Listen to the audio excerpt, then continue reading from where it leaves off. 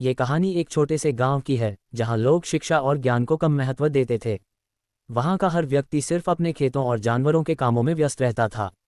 इस गांव के पास एक घना जंगल था जहां एक बूढ़ा साधु अपनी कुटिया में रहता था।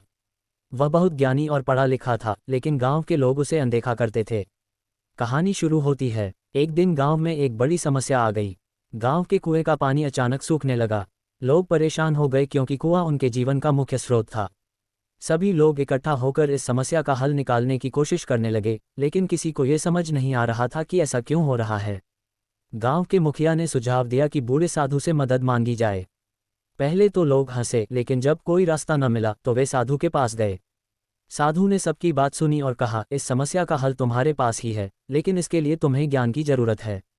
अगर तुम लोग मेरे बताए कुछ काम करोगे तो मैं तुम्हें इसका समाधान बताऊंगा। ज्ञान की खोज। साधु ने गांव के कुछ बच्चों को बुलाया और उन्हें पढ़ाई के लिए किताबें दीं। उसने उन्हें खेती, जल संरक्षण और प्रकृति के नियमों के बारे में पढ़ाया। साथ ही उसने बड़ों को भी सुझाव दिया कि वे पुराने तरीकों की बजाय नई तकनीकों और ज्ञान का उपयोग करें। धीरे धीरे गांव के लोग सीखने लगे कि बारिश के पानी को कैसे संचित किया जाए, कुएं के पास अधिक पेड़ लगाए जाएं और पानी की बर्बादी कैसे रोकी जाए। कुछ ही महीनों में गांव का कुआं फिर से भरने लगा। कहानी का अंत। अब गांव के लोग साधु के प्रति कृतज्ञ हो गए और उन्होंने शिक्षा व ज्ञान के महत्व को समझा।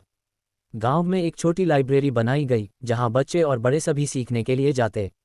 गांव की जिंदगी बदल गई और लोग समझ गए कि ज्ञान ही उनकी समस्याओं का असली समाधान है।